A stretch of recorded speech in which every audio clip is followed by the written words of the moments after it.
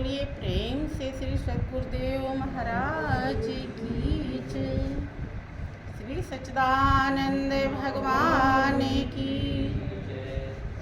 वृंदावन बिहारी लाल की, सियावर रामचंद्र भगवान की, पवन सुत हनुमान जी महाराज की, जगत जननी अम्बे मैया की जय। सत्य सनातन धर्म की जय।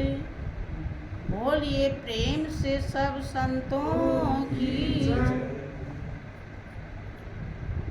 परम पुरुष गुरुदेव जी, शाश्वत शांति निधान,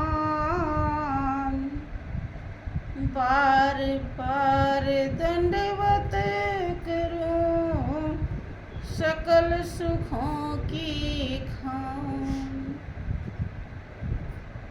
एकम नित्यम विमल अचरम, सर्वधि साक्षी भूतम, भावातीतम तिर्गुण रहितम, सतगुरु तुम।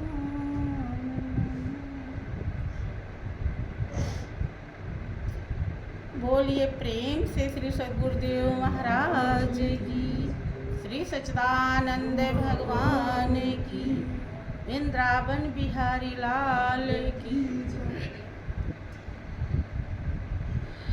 प्रेमी सज्जनों,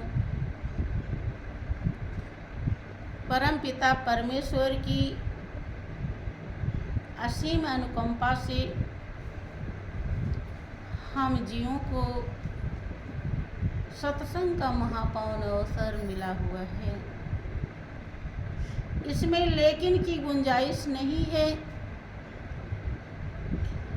बशर्ते हम उतना ही यहाँ से लेकर जाएंगे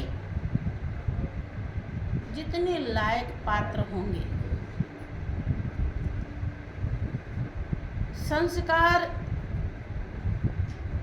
पुण्य के मुताबिक हमारा मानस पटल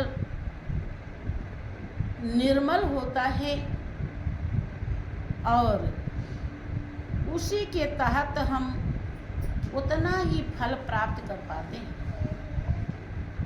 संत महान पुरुषों की दया सबके ऊपर बराबर होती है, लेकिन जितने लोग आते हैं उतने तरह के फल ले जाते हैं कि जाकी रही भावना जैसी और प्रभु मूरत देखी तिन तैसी। देखिए, जब कुछ विशेष समझ में आया सुग्रीव को,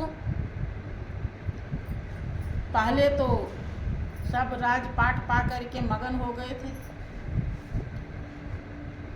भूल ही गए थे कि हमें क्या करना है।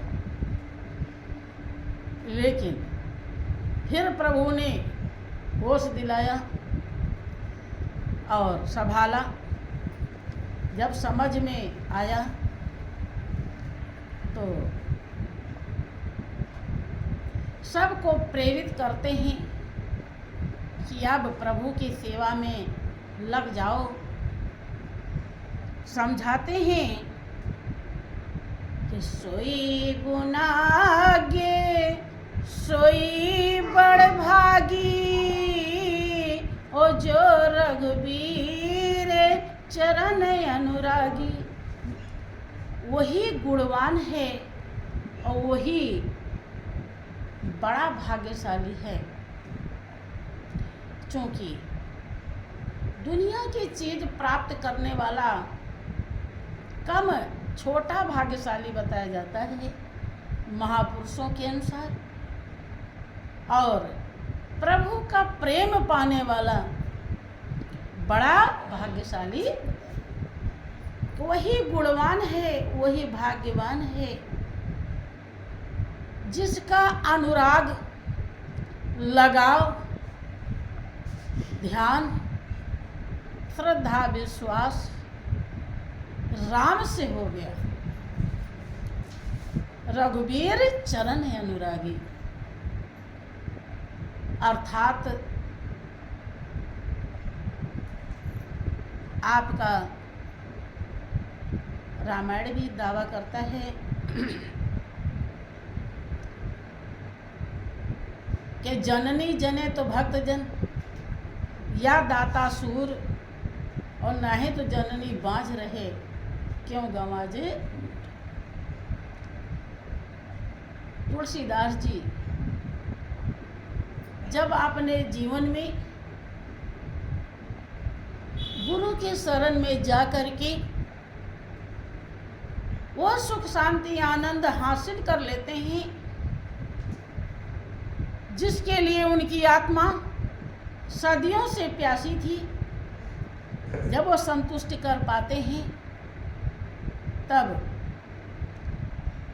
वो पूरे दुनिया के लिए अपने अनुभव को छोड़ जाते हैं कि भगवान का भक्त, यद्यपि सभी भक्त हैं, कोई किसी का भक्त है, कोई किसी का भक्त है, लेकिन सब अधूरे भक्त हैं।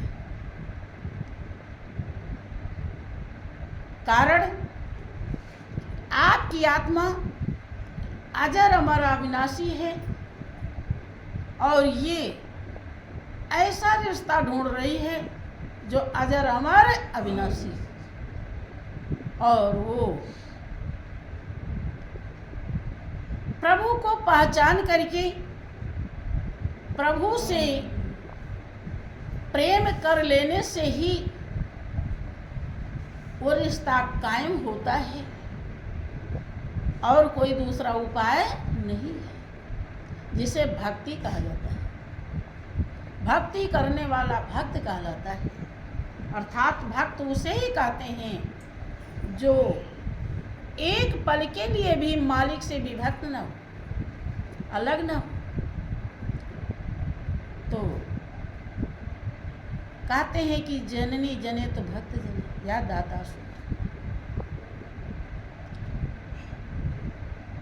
अब ध्यान देंगे तो बात समझ में आएगी कि प्रभु का प्रेम कितना कीमती है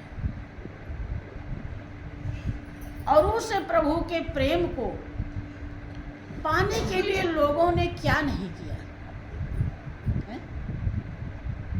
इतिहास साक्षी है कि प्रभु के प्रेम को पाने के लिए यहाँ तक कि किसी के खाल उतार लिए गए, किसी की हड्डी निकाली गई, मैंने तमाम तरह के कष्ट पे कष्ट झेला। अब प्रभु का प्रेम अगर कीमती ना होता तो ऐसा लोग क्यों करते? प्रभु का प्रेम छोड़ देते तो ये कष्ट सहने की जरूरत नहीं थी। लेकिन प्रभु के प्रेम के लिए राजा हरिश्चंद्र मरघट पे बिक जाते हैं, मोर ध्वज राजा पुत्र पर आरा चला देते हैं। इन त्यागों से भी ज्यादा कीमती ना होता तो ऐसा क्यों करते? इससे कोई बहुत बड़ा तोहफा, बहुत बड़ी सच्चाई, बहुत बड़ा धन, बहुत बड़ी कीमत, बहुत बड़े सुख शांति आनंद उन्हें मिला होगा जो दुनिया के किसी चीज में नहीं है। तभी तो सर्वस्व न्यौछावर किया।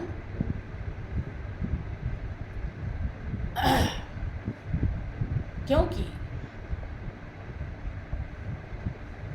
भगवान शंकर जो आदि गुरु कहलाते हैं, जब कोई गुरु नहीं थे तब के गुरु भगवान शंकर कहे जाते हैं। और वही कहते हैं कि गिरजा संत समागम सम लाभ न कछुआन, और बिन हरि कृपा न होहि सो गावहि वेद पुराण। ये पार्वती, संत समागम के समान दुनिया में कोई लाभ नहीं है। अर्थात संत की सच्चाई में समा जाना ही समागम होता है। पूरी तरह समझ लेना और हृदय में धारण कर लेना, आत्मसात कर लेना। फिर कई जन्म लग जाता है लोगों का दाएं बाएं करते करते। कभी अच्छा समझेंगे, कभी उल्टा समझेंगे, कभी सही समझेंगे, कभी गलत समझेंगे, कभी लाभ समझेंगे, कभी हानि समझेंगे। बहुत जन्म के बाद हृदय निर्मल हो पाता है और तब मनुष्य प्राणी, प्रेमी भक्त ये पूरी तरह से विश्वास कर पाता है कि संत समागम के समान दुनिया में कोई लाभ नहीं। अर्थात संत समागम से प्रभु की प्राप्ति होती है। प्राप्ति रूपी अनुभव को हृदय में धारण कर लेता है, समझ जाता है, एहसास कर लेता है, और नहीं तो लोगों को एहसास नहीं होता।